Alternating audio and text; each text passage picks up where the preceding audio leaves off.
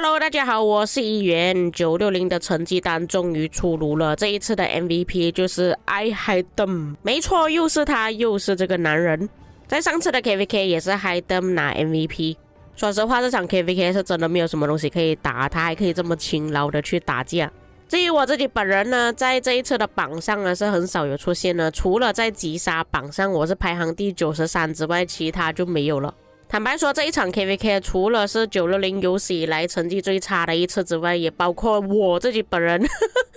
也是有史以来打的最烂的一次。因为这一次的 KVK 其实没有什么东西可以打，就变成说在以往我们的 KVK 呢，大多数排行榜上面的名字都是960的玩家，但是反而这一次在榜上面的名字多数都是其他阵营的，反而960的比较少。尤其是这一次水阵营其实表现的不错，你们也可以看到我们在打温泉的时候，水阵营是有办法把960给推出去的。3278其实也是有那个能力的，但是我发现到他们会比较摆烂一点的，就是可能打完之后就不想要打了，后面有好几次温泉都是这样子。治疗比较多是其他阵营也算是比较正常啊，毕竟960的玩家大多数可能都是7队。水晶科技装备军器都是会比起其他阵营还要来得更好，所以其他阵营治疗比较多是正常的。击杀比较多的也是其他阵营，尤其是水阵营的击杀是特别多的。一般来讲，那些比较弱的王国去打一些比较强的王国，如果有持续在打的话，击杀也会比较多。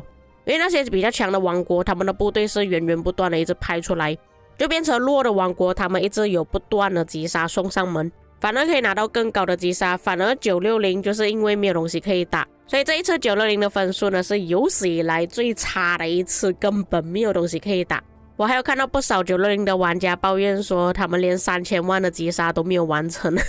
并且你们看这里的击杀分数呢是计算一个部队的，我就刚好过了3000万的门槛至于阵亡方面呢，其实我在以往的 KVK 呢都是会有排行在排行榜上面呢，就有前100的排名，至少前50左右。但是这一次我连排行榜都没有办法进到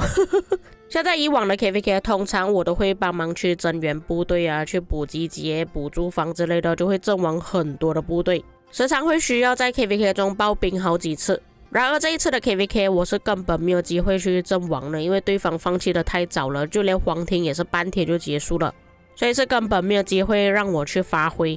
OK， 在看完了个人排名之后，我们直接看王国吧，因为联盟太多了，这边看不完了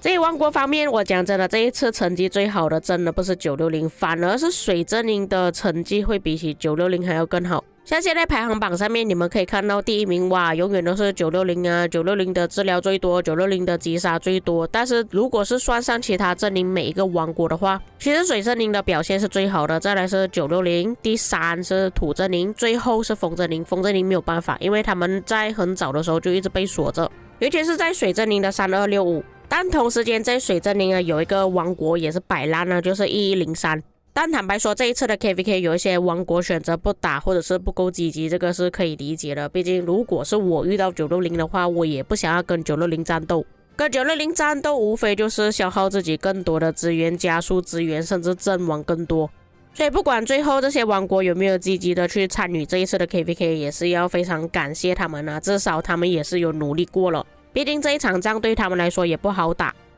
当然的，我一直提到这一次的成绩很糟糕，但是到底有多糟糕大家不能理解，我这边就给大家看一下。我们先针对这一次 KVK 里面的其他阵营数据啦。刚刚我给大家看的排行榜呢，全部都是写一个王国的击杀、治疗还有阵亡有多少，但是现在我们总合起来变成一个阵营，看到不管是击杀、阵亡还有治疗，都是水阵营最多。就算现在我们还没有比较起960之前的 KVK 数据，就连这一次水阵营的数据960都没有办法超越，就连治疗都没有办法比起在一开始没有东西可以打架的风阵营还要更少。阵亡数量是在所有阵营里面960是最少的，只有击杀是比起水阵营还要多出一点点。坦白说，这个成绩出来的时候我有点看不下去了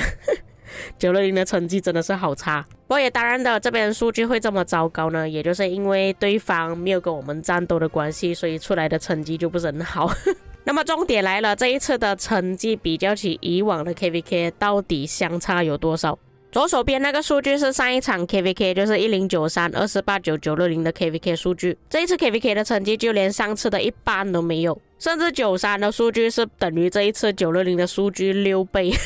我们再往前一点，1093、960还有2605的 KVK，960当时候的击杀是这一次的5倍。可想而知，这一次960的数据到底有多么糟糕了。最后征服者之阵的分配就分给水阵营还有土阵营了。至于风阵营，因为他们在早期根本没有什么机会跟我们战斗，就连黄庭的时候也没有什么跟我们战斗，所以最后风阵营是没有办法获得任何征服者之阵的。不过这里的分配呢，其实是由960的管理层他们自己去决定的啦，所以他们怎样去计算呢，这个我就不清楚。不过水阵营获得的征服者之阵会比较多，毕竟你们刚刚的数据也看到了，他的击杀、阵亡还有治疗都是比起960还更多。虽然是讲比较多啦，但是其实这里也是不太够分了，因为他们这边的王国比较多的关系。而且960那边拿到的征服者之阵其实有一点多了，甚至有一些多余的都分给小号了。其实讲真的不需要这么多。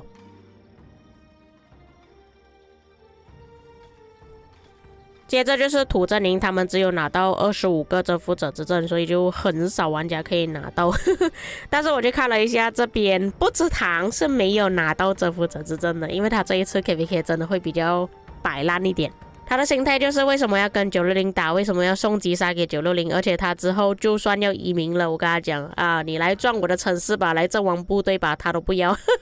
影片的最后当然是要按照我们的老传统，看一下这些在排行榜比较靠前的玩家，他们的击杀数据到底怎么样。只要 KDR 的百分比越高的话，就表示说这个玩家承受的伤害越多，他的报告越难看。那整体来说，这些玩家打出来报告都算可以接受啦，至少不是1:1。当然我这个计算方式不是最准确的，因为真正的计算方式要连阵亡都一起算进去，但是在那个列表中有一些玩家的阵亡是没有办法看到的。就比方说960这一次的阵亡非常少，所以是没有办法计算到完整的列表给大家知道。但是阿玛 RZ 的数据依然还是1:1。我真的不能理解为什么他的报告只是会1:1罢了。你说之前打一些比较强的王国，像1093啊，我们又要打2605，打了1093之后报告比较难看，数据1:1，这个是可以理解的。可是这一次960面对的王国全部都是一些可能 ABCD 组的王国，都是比较弱的，为什么阿玛 RZ 还可以打出1:1的战损呢？我是真的不能理解。